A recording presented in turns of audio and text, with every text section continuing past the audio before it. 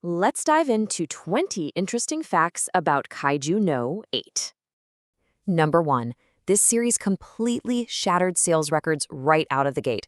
It became one of the fastest manga series ever to hit millions of copies in circulation. In an industry that's just packed with heavy competition, proving almost instantly that you've got a massive hit is no small feat. It basically sent a shockwave through the publishing world, letting everyone know a new titan had arrived. Number 2. That massive lightning-fast success? Well, it didn't happen overnight for the creator. He actually spent years grinding away on other manga projects, facing the typical grueling struggle of the industry, before finally hitting it big with this specific series. It's a real testament to his perseverance, honestly. He pushed through cancellations and setbacks for over a decade before catching lightning in a bottle. Number 3, in a really cool departure from the norm, the series didn't start in a traditional weekly print magazine like most of the classics we grew up reading. Instead, it made its grand debut on a fully digital platform. At the time, launching purely on an app was still kind of seen as a secondary route, but this title completely flips that narrative right on its head. Number 4, that unconventional launch choice actually changed the game for everyone else. It proved to the entire industry that a digital-first release could absolutely achieve massive, mainstream popularity on the exact same level as a traditional print run. It broke the stigma, It paved the way for a whole new generation of creators to find their audience online first, knowing the physical sales would follow. Number 5. We're only getting started. Almost immediately after its digital launch, the manga repeatedly broke readership records on the platform. It was drawing in unprecedented numbers every single week. It wasn't just a slow burn, it was an explosive arrival. Fans were literally refreshing their apps waiting for the newest chapter to drop, generating the kind of weekly hype that money just can't buy. Number 6. Long before there were any announcements or teasers for an animated adaptation, the manga had already built up a massive international fan base completely on its own. Fans all over the world were hooked purely on the amazing art, dynamic pacing, and gripping story. This kind of organic, global growth is incredibly rare, proving the source material was so strong it didn't even need an anime bump to become a worldwide phenomenon. Number 7. The whole concept takes heavy inspiration from Japan's incredibly rich tradition of giant monster entertainment. It really honors that classic cinematic history. Think of those iconic behemoths we all know and love, while bringing a completely fresh, modern twist to the genre. By placing the focus on the cleanup crews and the everyday people dealing with the aftermath, it breathes amazing new life into a deeply beloved cultural staple. Number 8. When it finally came time to animate the series, the project was handed over to absolute heavy hitters. The legendary studio known for delivering breathtaking visuals in massive, genre-defining hits like Ghost in the Shell and Haikyuu took charge of the adaptation. Knowing a studio with that kind of historical pedigree was at the helm guaranteed fans that the high-octane action was in the best possible hands. Number 9.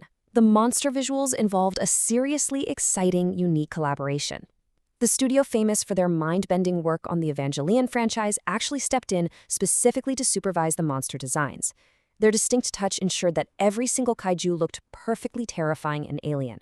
Having 2 legendary studios collaborate on a single TV project like this, it's an absolute treat for animation nerds like us. Number 10. We're halfway through, and this next one is especially interesting because of the manga's unbelievable track record and the powerhouse studios attached. Right before its premiere, this was officially one of the most highly anticipated anime adaptations in the entire world. The hype was truly global, dominating forums and topping basically every single most anticipated list for the season. Expectations were just through the roof. Number 11.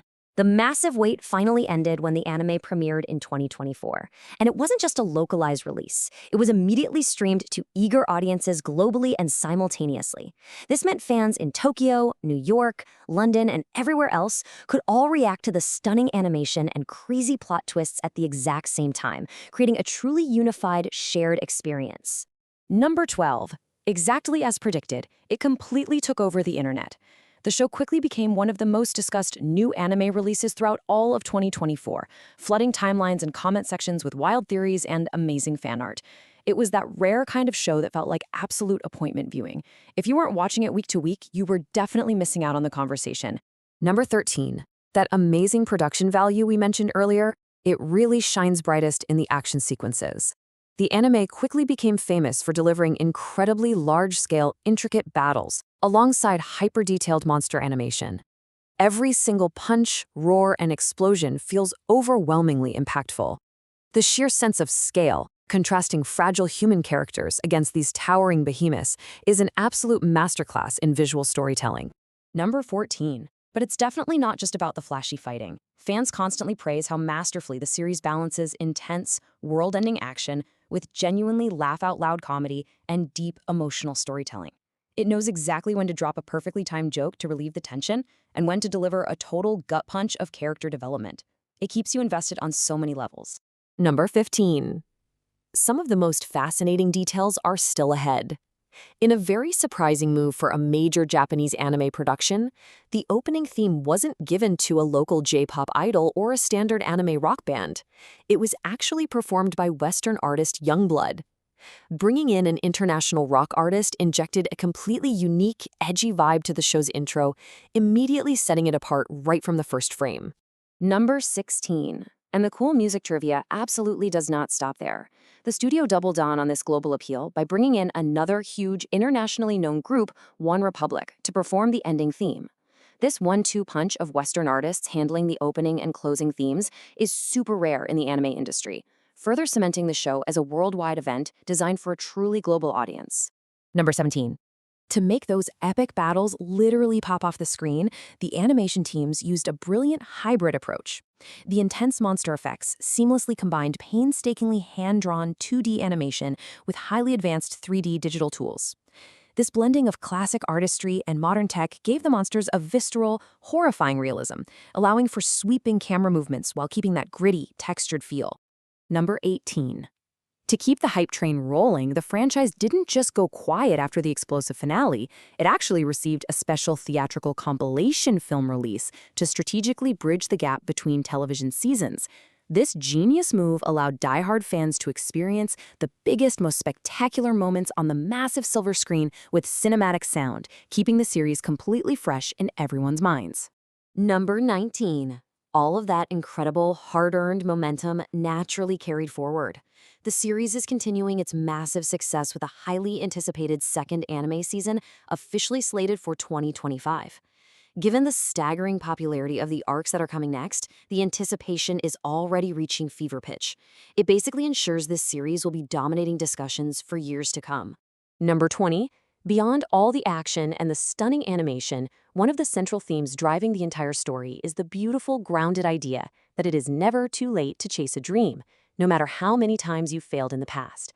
It makes you wonder, what dream have you put on hold that might just be waiting for its own second act? If you enjoyed geeking out over these facts with me, please smash that like button, share this with your friends, and definitely hit subscribe so you never miss out on more awesome anime deep dives.